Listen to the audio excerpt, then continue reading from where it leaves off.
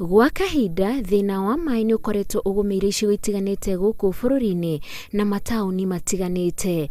Ona icagi-ini ndungiaga andu na mitungi magicaria mai na aria angi makimendia.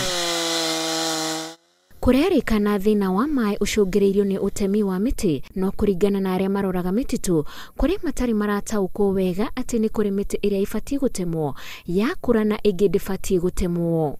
Kwina undu wa humu muno thiini wa itura ri tondu ritire miti ria igucagiriria mbura muno ni akuma ngori kamwe no wa ndunduri tondu twikianda ithu tari kwi muti ukuringa ukukinyia kinya miti maka 300 ugo ni ta muti wa red cedar no muti ta uyu wa cypress na miti ya pine within 25 years muti ucio ni wagire gutemwo ukehera ukahandwo ingi.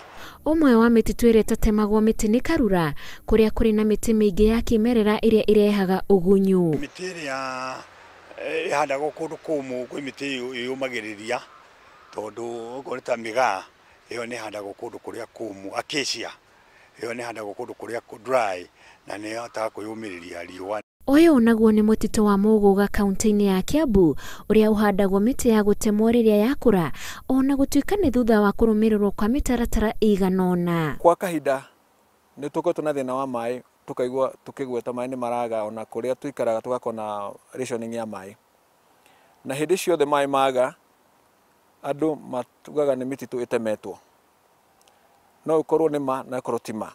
Mutitu uyu uhandagwo miti ta mibariti, minywa mai, mitarakwa na ingi iria yoyaga miaka minini gukura. Mutitu ucio mona tugethaga twaubangite wa kugethwo niguo tuhote kugena tuhote gucangira ukuria wa bururi, kwandika andu mawira niguo kugena aria mena factory angi ngari makona wira yuthi citu cikona wira.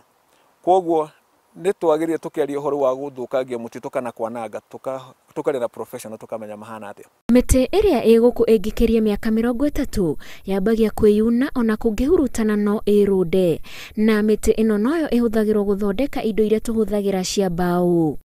Ona gutuika arumbuia a mititu makinyiriire ni mararumirira watho magitema miti, muingi naguo ni utigite kwaga kuhanda miti uria kwagiriire na uguo gicamio gia kwaga mai ma kuigana ni a Kenya ene mecamurite. Uingi wa andu naguo ni turakiona ni munene nacio na kwenda kwa indo cia kuma mutitu na gukorongerereka uguo.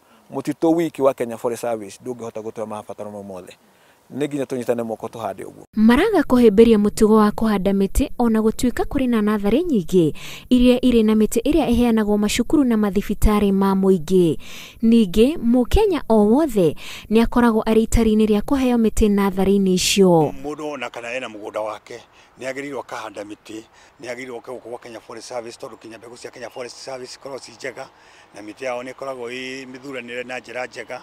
Riu angioka guku no one mbegu na one seedlings na no athia kahande mugunda-ini wake. Kwi miti iria tungimuonia ta ngriveria na kuhanda na ndingithukia irio no tuthire kurogota mbegu tukomererie.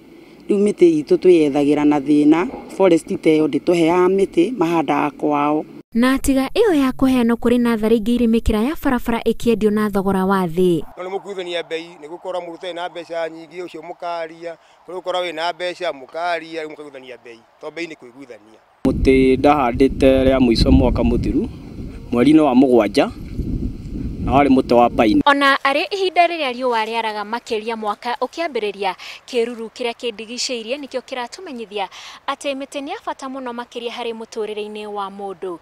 Gwitetera Inoro TV de nathari-ini ya Ruhonge rwa mititu kaunti-ini ya Kiambu, njitagwo Wanjiku wa Kimani.